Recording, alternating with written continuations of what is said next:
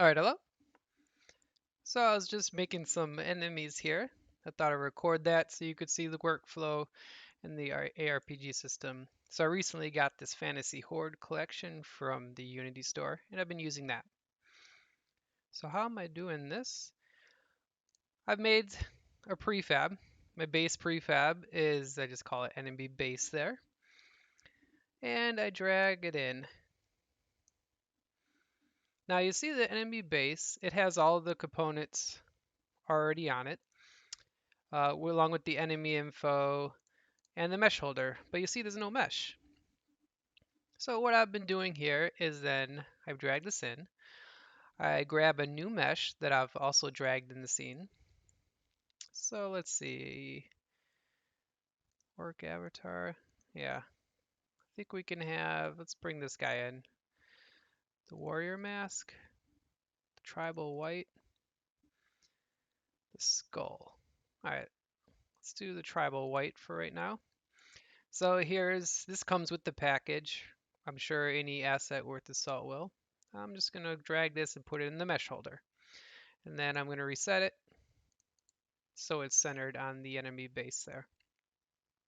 So now I have this.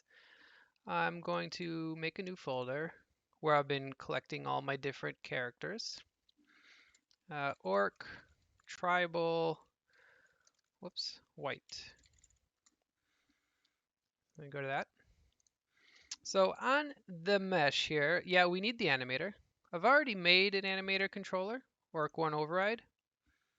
You see that here in the window.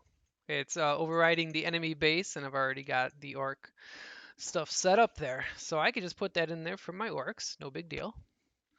Next thing then, now I'm attaching this enemy animation nav mesh. So this is important because this is what's going to talk to the animator and link up the animations. And I'll just hook these two together. And with that set up, I drag this in here, make original prefab. So this is my mesh. It's all set up with the animator and the animation nav mesh all ready to go for the ARPG system. I then have to open it up because now I've got to give it a default weapon because I want it to attack, right? So I'm opening up the spine. I'm going to find the right hand because the attack animations for this character is on the right. So there it is, the right palm. So what I put in is I'm just using the fist for right now. Drag that in here. Fist, see, it's that damage dealer, so this will be its default damage dealer. All right, and now I click here because I'm gonna have to resize it. Uh, Basically, I just kind of want to get it around the fist area. So some things that help out, moving around these. Yeah, that's fine. Um, Sometimes I have this light.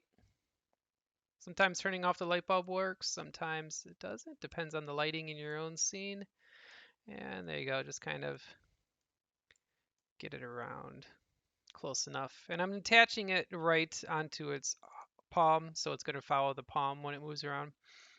All right, with the fist attached then, I click back up to the base because I have to assign the melee combatant. And I drag this in there. Go back to the folder where I'm saving everything. Rename this. This is going to be enemy orc tribal white. Drag it in here, and what I do is I make it a variant. That way, if I change anything on the base, it'll update on the variant. And there you go. So now I can just go here. I could drag this guy in, and I'm all have him. He's all set up and ready to go. So let's do that. So that's my workflow with using the ARPG system and just hooking it up already to the enemies. All you're doing is replacing the mesh here on the mesh holder, adding the animation nav mesh thing, and the override and make sure that's all good to go. And of course, here I could, test it, hit play. So not all these characters are going to move because I don't have them all set up. But there you go. Now he's just working just fine with it. And he's doing all the attacks. And if I go further up, you'll see the other ones. And it's kind of small, so there you go. See? So they're getting all set up now with it. Just a couple of them here. And it's working in it just fine.